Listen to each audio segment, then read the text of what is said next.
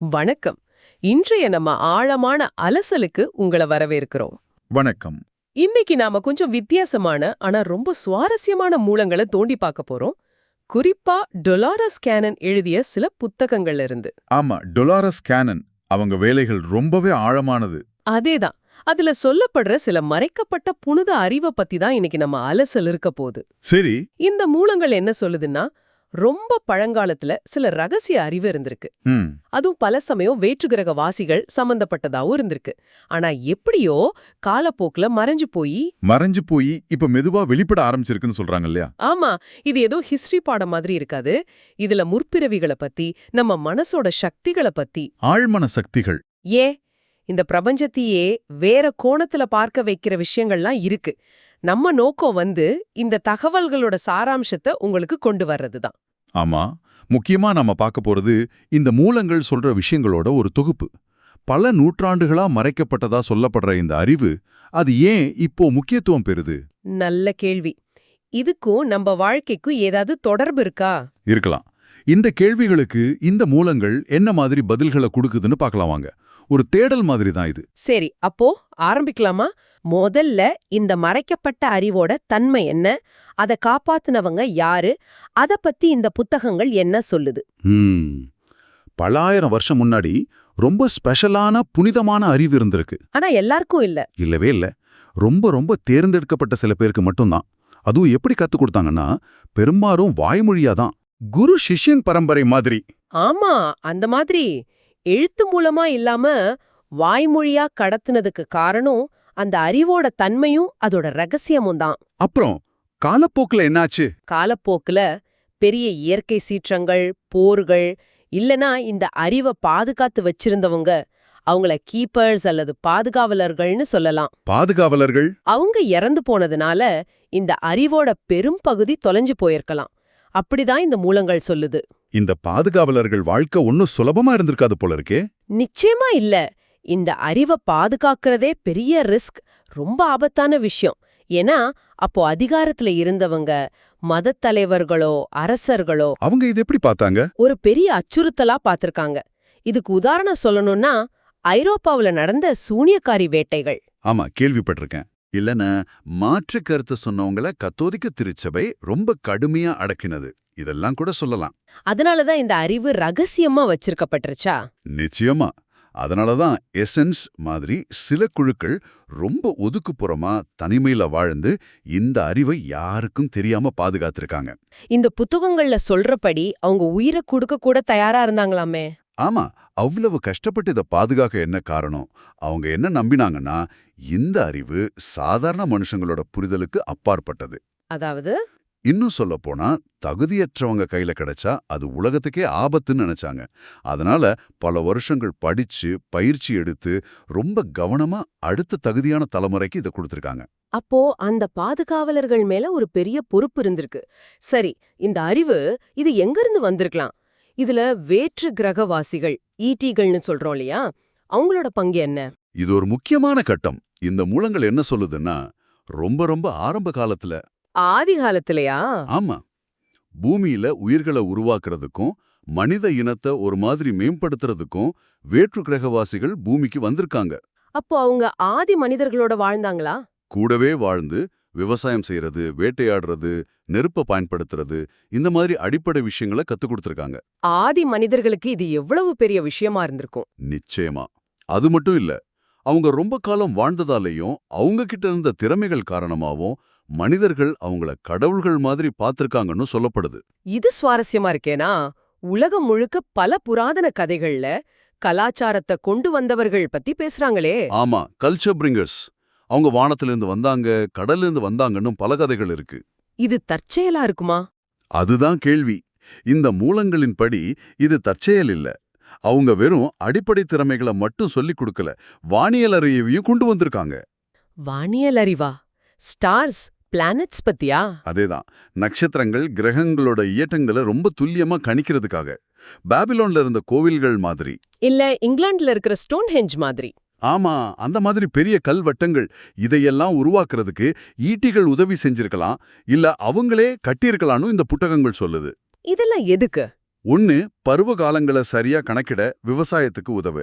இன்னொன்னு சில சமயம் அவங்களுடைய சொந்த கிரகங்களோட தொடர்பு வச்சுக்கவும் உதவி இருக்கலாம். அப்படியா? கண்ணுக்கு தெரியாத கிரகங்கள கூட கவனிக்கிற அளவுக்கு அறிவு இருந்ததா சொல்றாங்க. அதுக்கு டெலிஸ்கோப் மாதிரி கருவிகளை கூட பயன்படுத்தினாங்களாம். ஆமா, இன்னும் ஒருபடி மேல போய் அவங்க சில மனிதர்களோட கலந்து கலப்பின சந்ததிகளை உருவாக்குனாங்கன்னு ஒரு கருத்து இருக்கு. கலப்பினமா? எதுக்கு? அவங்களுடைய சிறப்பு திறமைகளை, அது மனசக்தியா இருக்கலாம், நீண்ட ஆயுளா இருக்கலாம், அதையெல்லாம் அடுத்த தலைமுறைக்கு கடத்துறதுக்காக. ஓ, அந்த ஈட்டிகள் பூமிக்கு வர்றது நிறுத்திக்கிட்டதுக்கு அப்புறம் இந்த கலப்பின சந்ததியினர் தான் பூமியில சில பகுதிகளை ஆட்சி செஞ்சதா ரேச்சல்னு ஒரு பெண்ணோட முற்பிறவி கதையில வருது. கேட்கவே ஆச்சரியமா இருக்கு. இந்த மாதிரி விஷயங்கள் எல்லாம் நம்ம வரலாற்று பத்தின நம்ம புரிதலையே மாத்துது இல்லையா? கண்டிப்பா நாம யாருங்கிற கேள்வியே வேற மாதிரி பார்க்க வைக்குது. ஆமா. சரி, இந்த மாதிரி தகவல்கள் எல்லாம் எப்படி கிடைக்குது? இங்கதான் டொலரஸ் கேனனோட ஹிப்னோசிஸ் முறை வருதுன்னு நினைக்கிறேன். அதேதான், அவங்க ஒருத்தர் ஆழ்ந்த தியான நிலை மாதிரி கொண்டு போய் அவங்களுடைய ஆழ்மனம், சப்கான்ஷியஸ், அதாவது எஸ்சின்னு சொல்றாங்க. அந்த பகுதியோட பேசி இந்த முற்பிறவி அனுபவங்கள், மறைக்கப்பட்ட அறிவையெல்லாம் வெளிக்கொண்டு வர்றாங்க. சரிதானே? சரிதான். அந்த ஆழ்மனம், அதாவது எஸ்சி, ஒரு தனிநபரோட இப்ப இருக்கிற மனநிலையை தாண்டி அவங்களுடைய ஆன்மா சம்பந்தப்பட்ட எல்லா தகவல்களையும் வச்சிருக்கிற ஒரு களஞ்சியம் மாதிரி.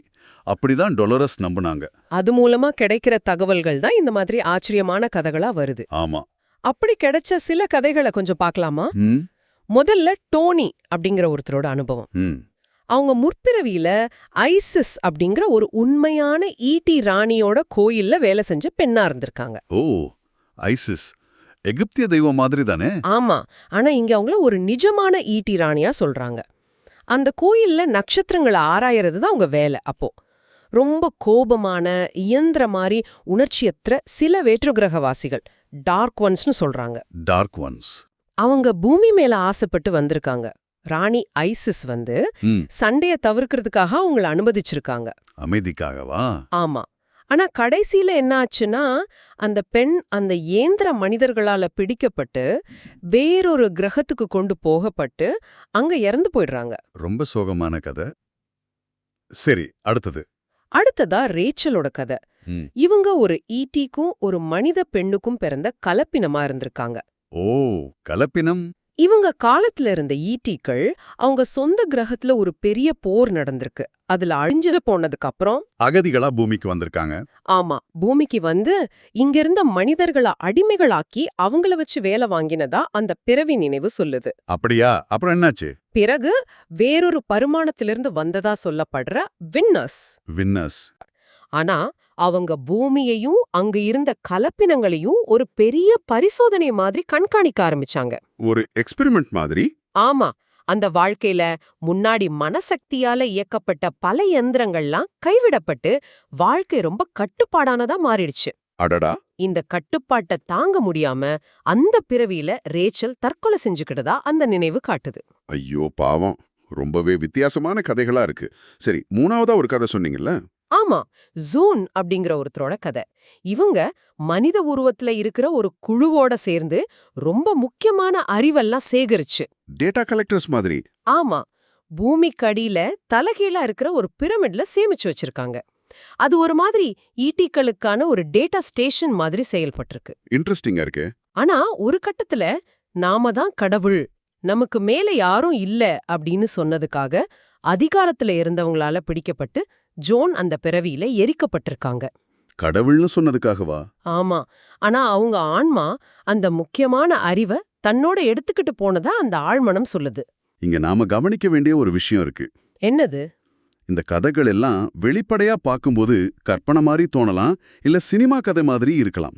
ஆமா, கொஞ்சம் நம்புற மாதிரி இல்லதான். ஆனா டொலரஸ் கேனன் என்ன சொல்றாங்கன்னா, ஒரு நபரோட ஆழ்மனம், அந்த எஸ்சி, ஏன் ஒரு குறிப்பிட்ட முற்பிறவி அவங்களுக்கு காட்டுதுங்கிறது தான் முக்கியம். ஓ, அது எதுக்கு காட்டுது? பெரும்பாலும் அது அவங்களோட இப்போதைய வாழ்க்கையில் இருக்கிற பிரச்சனைகள், பயங்கள் அல்லது அவங்களுக்கே தெரியாத திறமைகளோட தொடர்புடையதா இருக்குமா. அப்படியா? உதாரணத்துக்கு இப்போ ரேச்சலோட தற்கொலை முடிவு அவங்க இந்த வாழ்க்கையில கட்டுப்படுத்தப்படுறதை எவ்வளவு தீவிரமா வெறுக்கிறாங்க என்பதை காட்டுது. சரி. ஜோனோட கதை, அவங்க கிட்ட இருக்கிற தனித்துவமான வித்தியாசமான திறமைகளை பத்தி அவங்களுக்கு இருக்கிற பயத்தை காட்டலாம். டோனியோட கதை அவங்க ஒரு டீச்சரா இருக்கிற திறமைய அவங்க உணர்ந்துக்க உதவி இருக்கு. ஓஹோ, அப்போ இது வெறும் கதை கேக்குற மாதிரி இல்ல. இல்ல, இது ஒரு விதமான சுய கண்டுபிடிப்புக்கும் குணப்படுத்தலுக்கும் உதவுதுன்னு அந்த முறை சொல்லுது. இது ஒரு புது கோணத்தை கொடுக்குது. சரி, முற்பிறவிகள் பத்தி பேசணும். அடுத்து இந்த மறைக்கப்பட்ட அழிவு சம்பந்தமா பேசப்படுற இன்னொரு மர்மமான விஷயம் கிறிஸ்டல் மண்டை ஓடுகள். ஆமா, கிறிஸ்டல் ஸ்கல்ஸ். அத பத்தி இந்த மூலங்கள் என்ன சொல்லுது? கிறிஸ்டல் மண்டை ஓடுகள்ங்கிறது வெறும் கலைப்பொருட்கள் இல்ல, அவை ரொம்ப பழமையான அறிவோட களஞ்சியங்கள். கிட்டத்தட்ட சூப்பர் கம்ப்யூட்டர்ஸ் மாதிரி. சூப்பர் கம்ப்யூட்டர்ஸா? ஆமா, அப்படிதான் இந்த பத்திரிகைகள் சொல்லுது. டெப் அப்படிங்கிற ஒரு பெண்ணோட முற்பிறவி அனுபவம் இதுக்கு ஒரு நல்ல உதாரணம். என்ன அது? அந்த முற்பிறவியில அவங்க ஒரு குகையில ஒரு கிறிஸ்டல் மண்டை ஓட்டை பாதுகாக்கிற ஒரு பாதுகாவலரா இருந்திருக்காங்க. ஓ, அந்த மண்டை ஓடு அட்லாண்டிஸ் மாதிரி அழிஞ்சு போன ஒரு புராதன நகரத்திலிருந்து கொண்டு வரப்பட்டதாம். அட்லாண்டிஸ்ல இருந்தா? ஆமா, இன்னும் சுவாரஸ்யமா வேற கிரகத்திலிருந்து வந்த சில பேர் அவங்களோட இன்னொரு கிறிஸ்டல் மண்டை ஓட்டை கொண்டு வந்து இந்த 2 மண்டை ஓடுகள் மூலமா தகவல்களை பரிமாறிக்கிட்டதா அந்த அனுபவம் சொல்லுது. அப்போ இந்த மண்டை ஓடுகள் வேற்று கிரகத்திலிருந்து வந்ததா? அங்கதான் ஒரு சின்ன ட்விஸ்ட் இருக்கு. இந்த புத்தகங்கள்ல வர்ற மற்ற குறிப்புகள் என்ன சொல்லுதுன்னா, இந்த மண்டை ஓடுகள் எல்லாமே வேற்று கிரகத்திலிருந்து வரல. பின்ன எங்கிருந்து? பூமியிலேயே இருந்த லெமுரியா, அட்லாண்டிஸ் மாதிரியான ரொம்ப பழமையான ஆனா மிக உயர்ந்த நாகரிகங்களால உருவாக்கப்பட்டவை.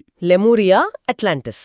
ஆனா அதுக்கு தேவையான டெக்னாலஜி, அதாவது கல்ல மனசக்தியால வளைச்சு டிசைன் பண்ற டெக்னாலஜி, அது வேற்று கிரக வாசிகளிடமிருந்து கத்துக்கிட்டதா இருக்கலாம்னு சொல்லுது.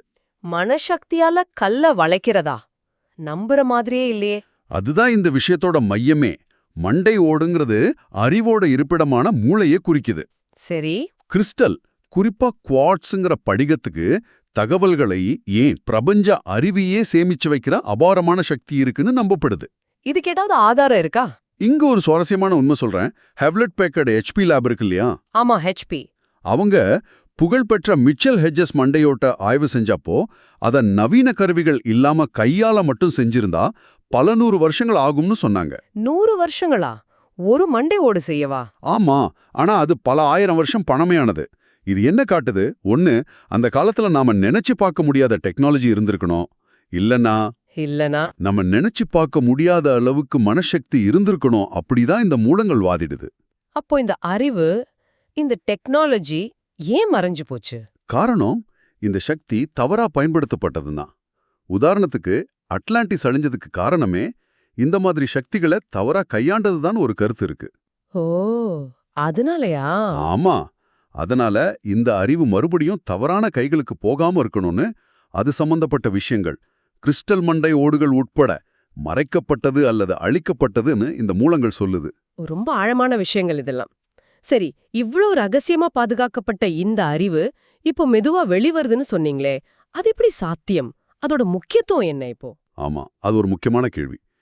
இந்த மூலங்கள் என்ன சொல்லுதுன்னா, முன்னாடி ரொம்ப ரகசியமா சில குழுக்களுக்குள்ள மட்டும் புழக்கத்துல இருந்த அறிவு. உதாரணத்துக்கு புனித வடிவியல், சேக்ரெட் ஜியோமெட்ரி. ஆமா, அதாவது பிரபஞ்சத்துல இருக்கிற வடிவங்களுக்கும் வாழ்க்கைக்கும் உள்ள தொடர்பு பத்தின அறிவு. இந்த மாதிரி விஷயங்கள் எல்லாம் இப்போ இன்டர்நெட் மூலமா யார் வேணாலும் சுலபமா தெரிஞ்சுக்க முடியுது. கூகுள் பண்ணா கிடைக்குதுன்னு சொல்றீங்களா? அதேதான். டொலரஸ் கேனனோட ஒரு கிளையண்டோட ஆழ்மணல் SC சொன்ன மாதிரி இப்போ கூகுள் பண்ணா எல்லாம் கிடைக்குது. அது ஒன்னும் இப்ப பெரிய ரகசியம் இல்ல. அப்போ இன்டர்நெட் ஒரு காரணம், வேற என்ன? இன்னொரு முக்கியமான காரணம் இந்த புத்தகங்கள் சொல்றபடி நாம ஒட்டுமொத்தமா மனித இனமா ஒரு புதிய பரிமாணத்துக்குள்ள, அதாவது புதிய பூமிக்கு, நியூ எர்த்னு நுழையிறோமா. New earth? ஆமா, அப்படி நுழையும் போது நம்மளோட அதிர்வுகள், வைப்ரேஷன்ஸ் சொல்றோம்ல, நம்ம அலைவரிசைகள், ஃப்ரீக்வன்சி அதெல்லாம் உயருதுன்னு சொல்லப்படுது. நம்ம வைப்ரேஷன் கூடுதா? ஆமா, இதனால இந்த மாதிரி பண்டைய அறிவு புரிஞ்சுக்கிற நம்ம திறன் இயல்பாகவே அதிகரிக்குது. மனசக்திகள், உள்ளுணர்வு, இன்ட்யூஷன், இந்த மாதிரி விஷயங்கள் எல்லாம் இயல்பா திரும்ப வருது.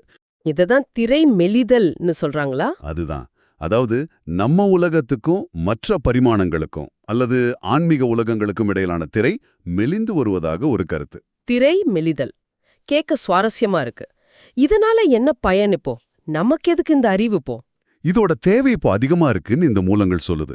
ஏன்னா நாம எதிர்கொள்ள போற பெரிய பிரச்சனைகள், சுற்றுச்சூழல் மாசுபாடு, புதுவிதமான நோய்கள். ஆமா, நிறைய சவாலுகள் இருக்கு.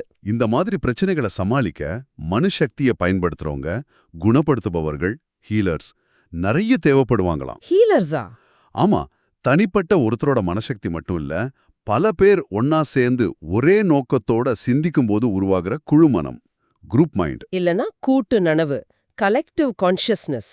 ஆமா, அது உலகத்தையே மாற்ற அளவுக்கு வலிமையானதுன்னு இதுல வலியுறுத்தப்படுது. இத நாம இப்ப பார்க்க முடியுதா நடைமுறையில? ஓரளவுக்கு. இப்போ நிறைய பேர் தியானம், யோகா, ரெய்கி மாதிரி குணப்படுத்தும் கலைகள், ஆன்மீக விஷயங்கள்ல அதிக ஆர்வம் காட்டுறத பாக்குறோம் இல்லையா? ஆமா, அது உண்மைதான். இது தற்செயலானது அல்லன்னு இந்த மூலங்கள் சொல்லுது. இது நாம யாரு, நம்மகிட்ட என்னென்ன மறைந்த திறமைகள் இருக்குன்னு நினைவுபடுத்துற ஒரு பெரிய விழிப்புணர்வு காலகட்டம். பல நூற்றாண்டுகளா பூட்டி வைக்கப்பட்டிருந்த அறிவு இப்போ எல்லாருக்கும் கிடைக்க ஆரம்பிச்சிருக்கா? ஆமா, முன்னாடி காலத்துல இத பத்தி பேசினாலே உயிர்க்கே ஆபத்து வந்திருக்கும். ஆனா இப்போ அப்படி இல்ல. நாம இது திறந்த மனசோட விவாதிக்க முடியுது. அப்போ இன்னைக்கு நாம பார்த்த இந்த தகவல்கள் எல்லாம் நாம நம்ம வரலாற்றை பத்தியும் நம்ம கிட்ட இருக்கிற ஆற்றலை பத்தியும் என்ன நினைச்சிட்டு இருக்கோமோ அதை விட மிக ஆழமான, சில சமயம் நம்ப முடியாத அளவுக்கு வித்தியாசமான மறைக்கப்பட்ட உண்மைகள் இருக்கலாம் அப்படிங்கிற ஒரு சாத்தியத்தை காட்டுது. ஆமா, வேற்று கிரக தொடர்புகள் பற்றிய இந்த ஊகங்கள், மனசோட அளவிட முடியாத சக்தி, முற்பிறவிகளோட தாக்கம், கிறிஸ்டல் மண்டை ஓடுகள் மாதிரி அறிவுக் களஞ்சியங்கள், புனித அறிவை பாதுகாத்த அந்த பாதுகாவலர்கள், அவங்களோட தியாகம். ஆமா, இது எல்லாமே பல நூற்றாண்டுகளா மறைக்கப்பட்டு இப்ப மெதுவா வெளிச்சத்துக்கு வர்றதா இந்த மூலங்கள் ஒரு சித்திரத்தை கொடுக்குது. டொலோரஸ் கேனனோட பணி மூலமா கிடைச்ச இந்த தகவல்கள் வெறும் சுவாரஸ்யமான நம்ப முடியாத கதைகளா மட்டும் இல்லாம, இல்லவே இல்ல, இத நம்ம ஒவ்வொருத்தருக்குள்ளேயும் இருக்கிற ஏதோ ஒரு ஆழமான திறனை தட்டி எழுப்புறதுக்கும், நம்மளோட இந்த வாழ்க்கையோட நோக்கத்தை பத்தி வேற மாதிரி சிந்திக்க வைக்கிறதுக்கும் உதவக்கூடும்னு தோணுது. நிச்சயமா. இறுதியா உங்களை கொஞ்சம் யோசிக்க வைக்கிற ஒரு கேள்வி கேளுங்க. இந்த மூலங்கள் சொல்ற மாதிரி இந்த மறைக்கப்பட்ட அறிவும் அது சம்பந்தப்பட்ட திறமைகளும் இப்போ நிஜமாவே மீண்டும் வெளிப்பட்டுக்கிட்டு இருக்குன்னா, உங்களுக்குள்ள, உங்க ஆழ் மனசுக்குள்ள உறங்கிக்கிட்டு இருக்கிற எந்த பழங்காலத்தின் ஞானத்தை அல்லது எந்த திறமையை நீங்க தேடி கண்டுபிடிக்க அல்லது மீட்டெடுக்க தயாரா இருக்கீங்க? நல்ல கேள்வி. இத பத்தி கொஞ்சம் சிந்திச்சு பாருங்க. ஆமா. இந்த ஆழமான அலசல்ல எங்களுடன் இணைந்ததற்கு நன்றி. நன்றி. மீண்டும் சந்திப்போம்.